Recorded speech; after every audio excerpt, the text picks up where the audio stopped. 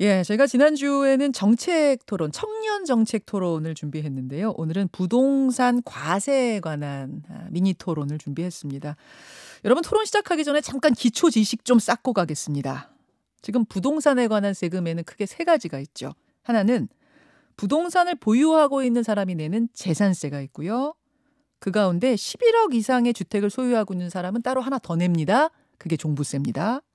마지막으로 그 보유하고 있던 부동산을 팔 때 내는 게 양도세죠. 재산세, 종부세, 양도세. 이에 대해서 이재명 후보는 국토보유세를 신설하겠다라고 했습니다. 이건 뭐냐? 우리나라에 존재하는 모든 토지에 대해서 보유세를 매기겠다. 지금도 재산세, 종부세에 토지분이 들어있긴 하지만 그건 세율이 너무 적다. 국토보유세로 통합한 뒤에 실효세율을 올리겠다. 이런 거고요.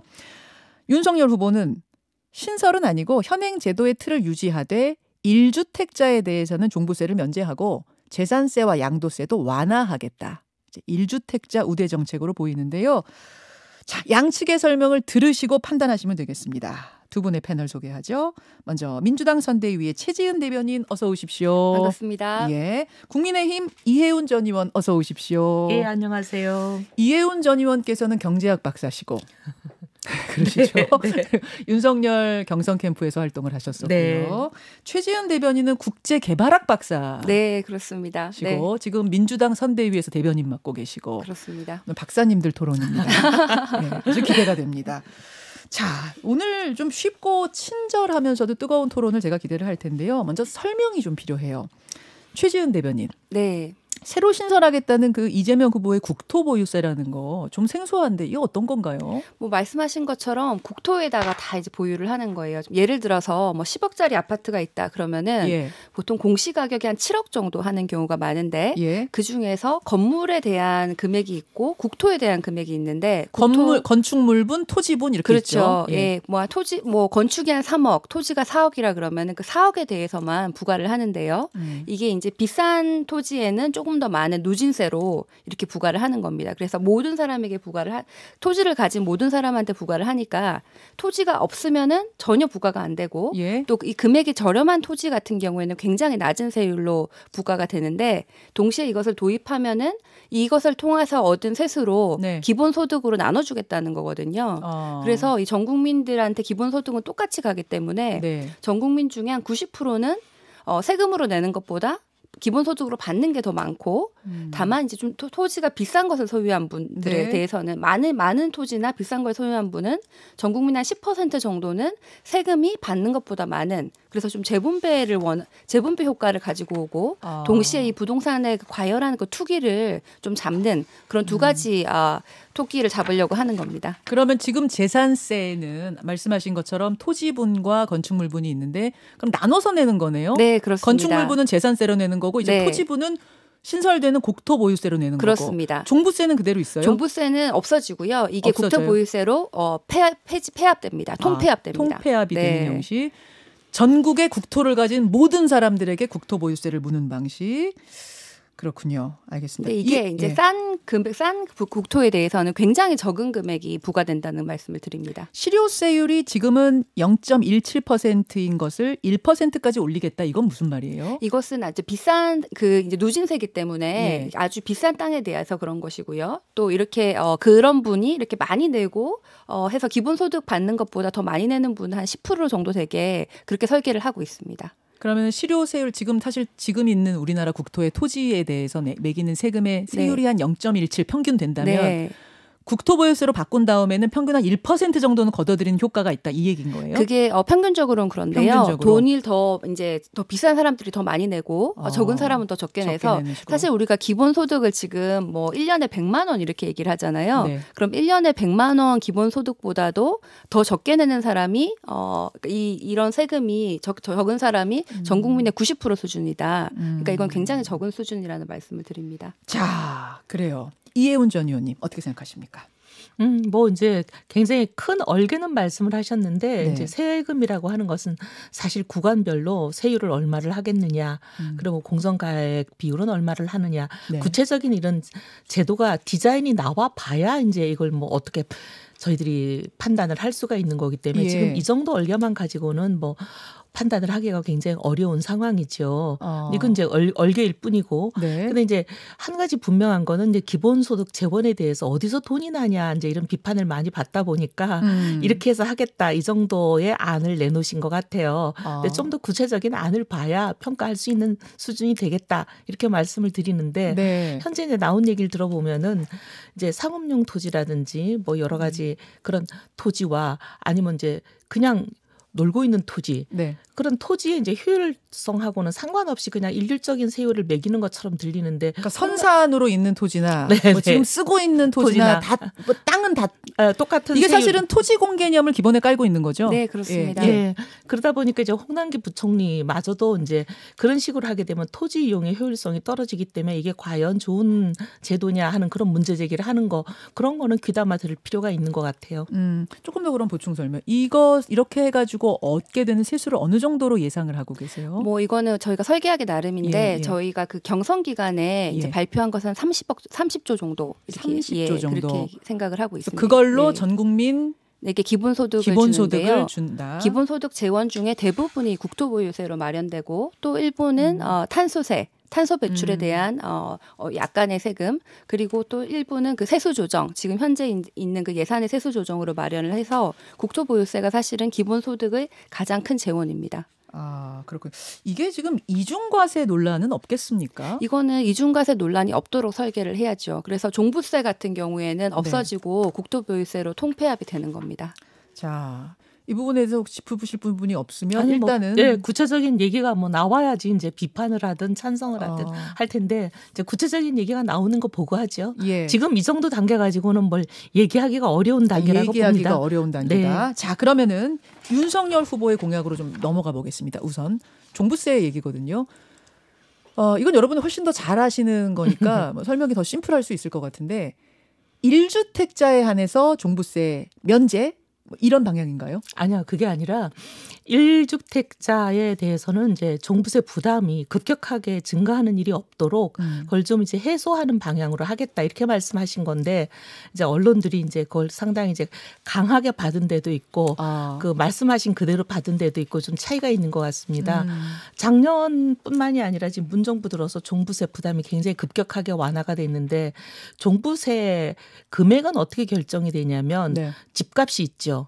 집값이라는 게 이제 시세에 의해서 또 결정이 되지만 그걸 그대로 100% 다 받는 게 아니라 공시 가격이 결정이 되잖아요. 네. 시세가 있으면 시세가 만약에 10억이다. 그럼 공시 가격이 한 7억이 되면 이 공시 가격이 이제 세금에 결정을 미치잖아요. 근데 이러면 우리나라는 또 7억을 다 과표로 받는 게 아니라 그중에 일부만 과표로 결정을 하기 때문에 과표를 결정하는 게 공정시장 가액이라는 게 있습니다. 네, 네. 공시가격도 올랐고 시세도 올랐고 공정시장 가액도 올랐고 그리고 또 세율도 올랐습니다. 네. 모든 게 다 올랐습니다. 4가지 4종 세트가 다 올랐죠. 근데 이 4가지는 보면 집을 가지고 계시는 분들이 뭘 어떤 원인 행위를 해가지고 오른 게 아니에요. 그분들은 그냥 가만히 계시는데 정부의 정책 때문에 오른 거거든요. 시세는 정부의 정책 실패 때문에 오른 거고 나머지는 다 정부가 정책 결정을 해서 오른 거잖아요. 근데 이렇게 정부의 정책 때문에 4가지가 다 올라가지고 어떻게 보면 종부세 부담이 급격하게 늘었는데 세금이라는 거는 현금으로 내는 거잖아요. 네. 근데 소득은 현금이죠. 집을 아직 팔지 않았기 때문에 현실화가 안 됐다. 예를 들면 양도세하고는 다릅니다. 양도세는 네. 집을 팔아서 현금이 생겨가지고 세금을 낼 수 있는 현금 능력이 생긴 사람들의 문제이기 때문에 또 종부세하고는 다른 거죠. 근데 종부세는 집을 가지고 있기만 하고 살고 계시는데 특히 1주택자들은 집이 2개가 아니고 1개밖에 없는 분들이잖아요. 네. 근데 살고 있는 집에 소득이 없는데 갑자기 어마어마한 세금을 내야 되는 사람들의 경우에는 그러면 집을 팔고 나가라라는 게 이 정부 정책인 거잖아요. 근데 내가 편안하게 살고 있던 집을 떠나서 왜냐하면 주변에 있는 집값은 다 비슷하기 때문에 주변으로 갈 수가 없고 멀리 다른 곳으로 가야 되잖아요. 네. 그럼 평온한 주거 안정이 깨지는 거죠. 그다음에 자유로운 주거 선택의 자유마저도 이제 어떻게 보면 희생을 해야 되는 거잖아요. 이거는 너무 부당한 거 아니냐. 그런 일들은 일어나지 않도록 세금이 그렇게 급격하게 오르지 않도록 부담을 완화시켜 드리겠다. 이게 이제 윤 후보의 얘기예요. 자, 그럼 면제는 아니고 1주택자에 대해서 종부세를 좀 완화하는 방향? 이 정도로 정리하면 되겠습니까? 네, 그래서 이제 하신 말씀이 네. 일단 당장은 그렇게 하고 네. 그다음에 중장기적으로는 네. 1주택자에게 종부세를 매기는 것이 과연 맞느냐 하는 문제를 이제 공론화해서 면제까지는 네, 그걸 이제 그 면제는 사회적인 문제 제기, 네. 공론화, 전문가들 의견 수렴 이런 것들을 통해서 알겠습니다. 한번 얘기해 보자 이런 거죠. 다주택자는 그대로 현행 유지고요. 다주택자에 대해서는 별 말씀은 아직 안 하셨어요. 자, 민주당 어떻게 생각하십니까? 뭐 저는 처음에 이걸 보고 대통령 후보신가 아니면은 강남구 구의원 나오셨나 이런 생각까지 잠깐 했습니다. 예, 지금 종부세를 내고 있는 사람이 2%가 안 됩니다. 우리나라의 그 국민들 중에서 작년에 종부세 대상이 한 74만 명 정도였는데 그 중에서도 대부분 다주택자고 지금 말씀하신 1주택자는 10만 명이 안 돼요. 9만여 명 수준인데 예. 강남 가불병 지역의 한 지역구 유권자보다 작은 수준이죠. 근데 이분들에 대한 재산을 완화하는 것이 종부세를 폐지하는 것이 과연 대통령 후보의 정책인가? 그러니까 상위 2%를 위한 부자 감세다. 이런 게 이제 한 가지 문제고 두 번째는 이 부동산 지금 문제가 부동산 시장 안정화인데 이것은 오히려 부동산 시장 안정화와 거꾸로 가서 투기 수요를 좀 조장하고 오히려 부동산 가격 더 부추기고 양극화 더 부동산 불평등 더 심화시킬 것이다. 왜 부자에게 감세를 해주냐? 뭐 이런 생각도 들었고요. 또 지금 우리 보유세가 한국에 지금 0.16, 0.17 이게 평균인데 미국 같은 경우에는 뭐 0.9 뭐 이 정도라서 또 다른 나라는 1% 넘는 데도 많고 그래서 우리나라가 지금 보유세가 굉장히 적은데 지금 이 양극화 심화되는 상황에서 부자에게 더 과세를 하는 것이 지금 전 세계의 추세인데 왜 거꾸로 갈까? 보유세라 하면 재산세, 종부세 이런 게 이제 보유한 것에 대한 세금인 건데 네, 그렇습니다. 더 올려야 된다라고 보시는 거예요. 네, 깎이는커녕 더 올려야 된다. 네, 그렇습니다. 그래서 국토보유세가 지금 1% 얘기를 하는 게 다른 나라에 비하면 높은 수준이 아니다. 이런 생각이 듭니다. 자, 이혜훈 전 의원님. 첫째, 지금 폐지라고 이제 매도를 하셨는데 종부세 폐지한다는 말 한 적도 없는데 지금 종부세 폐지라고 매도를 하시는 것 자체가 과장뿐만이 아니라 매도죠. 종부세 폐지는 누구도 얘기한 적이 없습니다. 그다음 두 번째, 1.7%밖에 안 되는데 그 사람들 얘기를 하냐 그렇게 얘기를 하시는데 전 국민의 1.7%라고 치고 약 지금 한 2% 정도 됩니다. 근데 이게 이제 서울로 치면은 지금 대부분 서울에 있는 분들이 내시거든요. 네. 이게 한 7, 8% 됩니다. 근데 서울에 있는 사람 7, 8%가 아니라 단 한 명의 국민이라도 정부의 정책 실패 때문에 부당한 일을 겪으면 정부는 그런 일을 막아야 되는 거죠. 10만 명이 아니라 그게 5만 명이어도 바로 잡을 건 바로 잡아야 된다. 예, 정부의 정책 실패 때문에 부당한 일을 당한다면 정부는 그런 일을 막아야 되는 게 정부의 책무죠. 그래서 그렇게 얘기할 수는 없다라고 말씀을 드리고 그다음 두 번째 종부세를 예를 들면 1주택자에게 부담을 완화하면 시장 안정화에 역행한다. 그런데 이거는 학문적으로도 근거가 없고 전혀 이 좌파들의 잘못된 주장일 뿐입니다.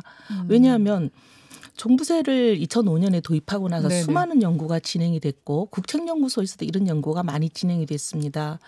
집값 안정화하고 이 종부세는 무관하고 오히려 집값 안정화에 영향을 미치는 거는 이자라는 게 이미 다 연구가 결론이 난 지가 오래가 됐고요. 금리다. 예. 그래서 이 종부세가 사실은 처음에 2005년에 노무현 정부 때 이걸 도입을 할 때 종부세 1조 1항, 종부세법 1조 1항의 목적을 뭐라고 얘기를 했었냐면 투기 수요 억제라는 것을 목적으로 뒀었어요. 네. 그랬는데 이게 그렇지 않다는 게 다 연구가 밝혀지고 나서는 1조 1항을 뭐라고 얘기를 하고 있냐면 그냥 그거를 투기 수요 억제라는 말을 없애버렸어요.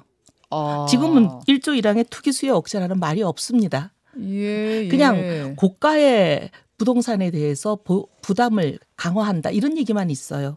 그래서 이제 이게 지금 시장 안정화하고는 상관이 없는 얘기라는 게 이미 결론이 났다. 그렇게 말씀을 드리고 그다음에 세 번째 다른 나라는 보유세가 훨씬 우리나라보다 높다 이런 얘기를 하시는데 네네. 이게 이제 계속 이제 보유세 부담을 강화해야 된다고 하는 진보 진영에서 이걸 계속 들고 나오는 논리인데 부동산세는 보유세도 있고 거래세도 있습니다. 네. 아까 이제 우리 진행자께서 양도세만 얘기를 하셨는데 거래세는 양도세도 있고 취득세, 등록세도 있고 각종 거래세가 있습니다. 부동산세 부담은 보유세 더하기 거래세를 같이 봐야 됩니다. 근데 우리나라는 보유세는 좀 낮은 반면에 거래세 부담이 다른 나라에 비해서 워낙 높습니다. 그래서 이것을 같이 해서 봤을 때는 우리가 OECD 평균의 거의 2배가 됩니다. 아, 보유세 플러스 뭐 취등록세, 거래세, 양도세 이런 거 다 합치면 전혀 다른 데보다 적지 않다. 적지 않은 정도가 아니라 높아요? OECD 평균의 2배 정도 됩니다. 아, 그래요. 네.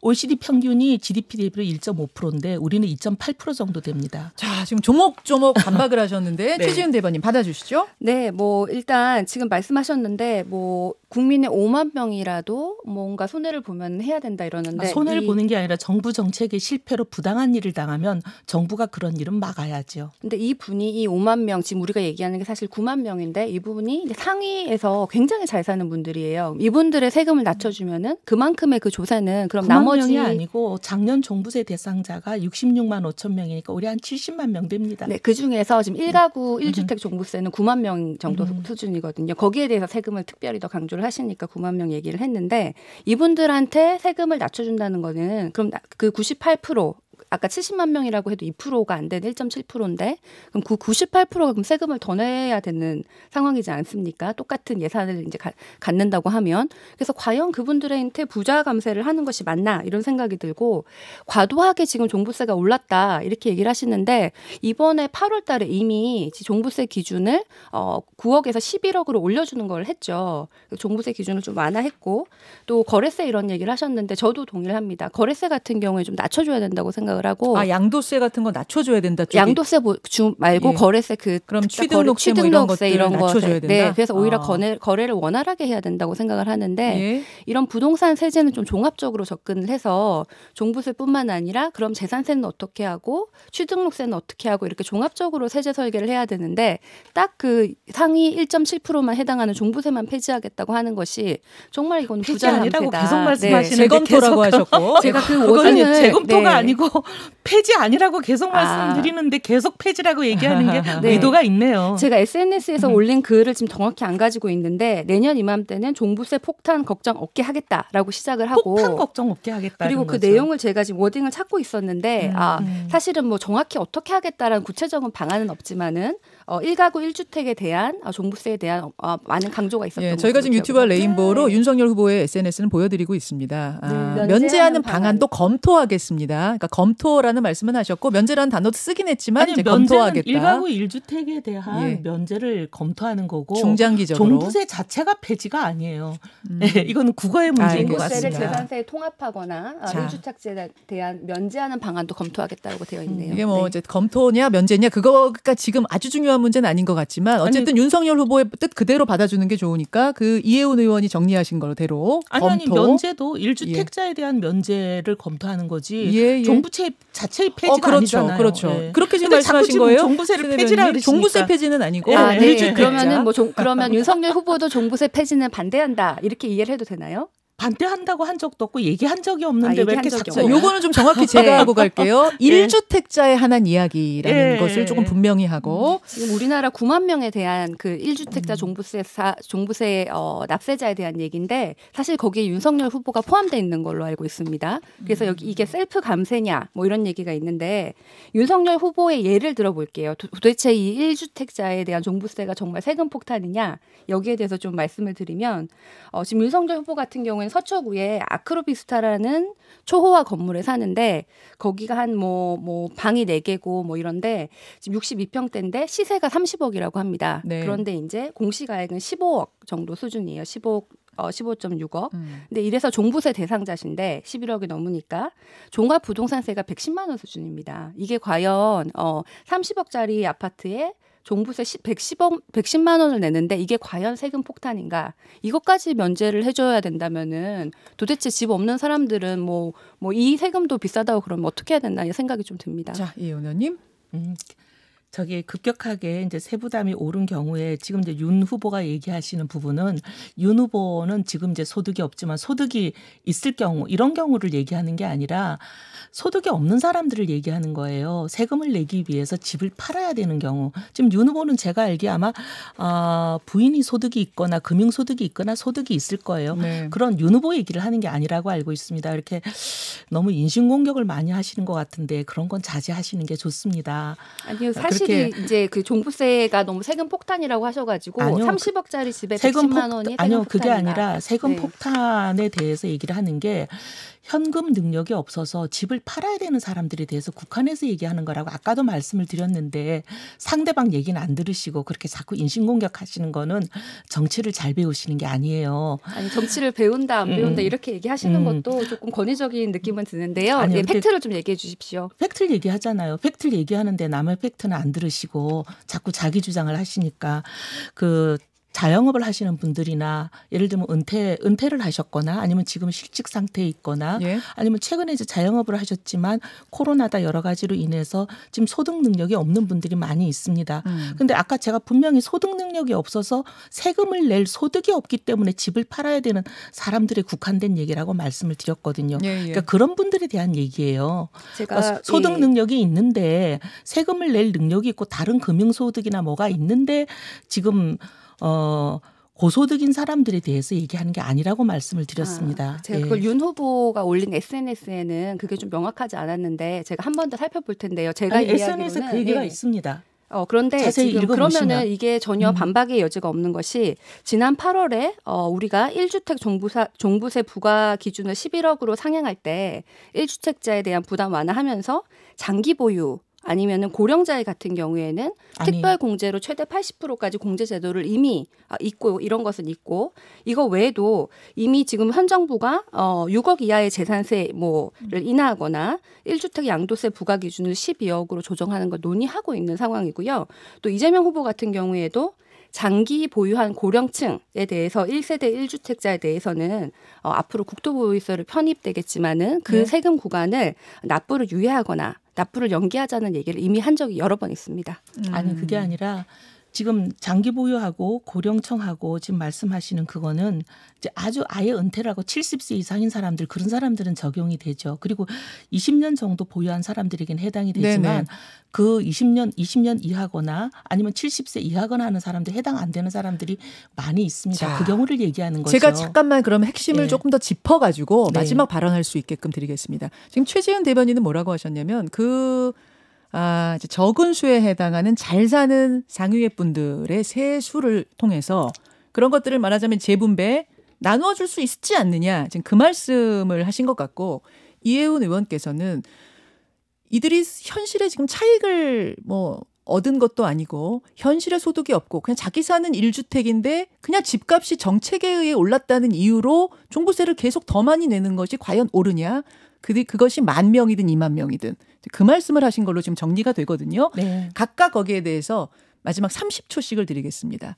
예, 네, 최지은 대변인. 예, 지금 1가구 1주택 종부세도 9만 명인데 그 중에서 고령층 이렇게 얘기했을 때 굉장히 적은 숫자이고 지금 세금 납부할 능력이 없는 분들 그분들에 대해서는 이미 납부 유예나 납부 연기에 대한 충분한 제도적 조치가 있고 더 할 의향이 우리도 있다. 여기에 대해서 반대하는 건 아닙니다. 그런데 다만 윤석열 후보의 의도를 정확히 좀 더 명확하게 해야 되겠지만은 저도 SNS를 다시 읽어보겠지만 제가 읽었을 때는 충분히 부자 감세에 대한 의도가 있었다 이렇게 보이고요. 그것이 아니라면은 앞으로 해명을 좀 해주시면 명확하게 종부세를 어떻게 바꾸자는 거냐, 누구한테 어떻게 어디를 감소하고 어디를 하겠다는 거냐를 좀 더 명확하게 해주시면은 더 좋겠습니다. 아까 이혜훈 의원이 지적하신 고령자도 아니고 장기 보유자도 아닌데 코로나 상황에서 상황이 어려워지면서 소득은 없는데 집값이 오르는 바람에 살고 있는 집값이 오르는 바람에 종부세가 올라간 1주택자 그분들도 세금은 걷는 게 맞다고 보시는가?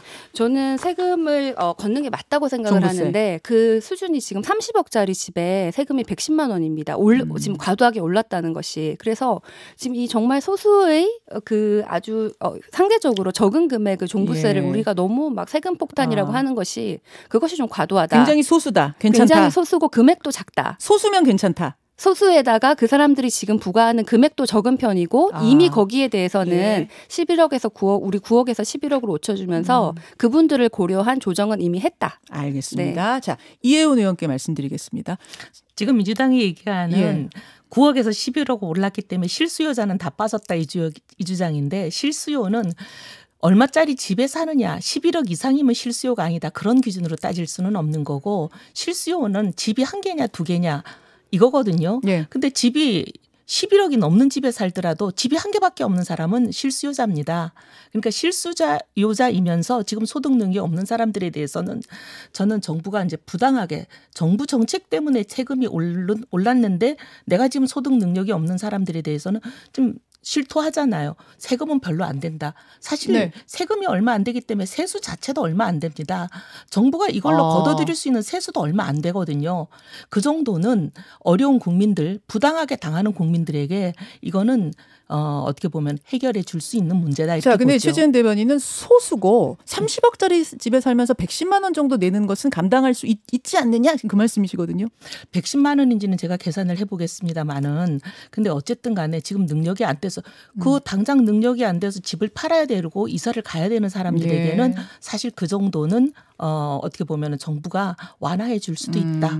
그렇게 봅니다. 하나만 더 못해도 될까요? 지금 시간이 제가 똑같이 기회를 드리고 제 반론 질문도 똑같이 드렸고요. 일단 오늘 미니 토론은 여기까지 하고 후보자들 본인의 토론이 이제 본격적으로 시작될 테니까요. 우리 청취자들이 그때 다시 한번 판단을 하실 수 있는 기회가 될 것 같습니다. 두 분 고생 많으셨습니다. 고맙습니다. 네, 고맙습니다. 민주당의 최재현 대변인 그리고 국민의힘의 이혜훈 전 의원이었습니다. 김현정의 뉴스쇼는 청취자 여러분의 참여로 이루어집니다. 트위터, 페이스북, 레인보우 게시판, 그리고 단문 50원, 장문 100원의 유료 문자 샵 1212, 우물정 1212 통해 참여하실 수 있습니다. 김현정의 뉴스쇼, 여러분과 함께 만듭니다.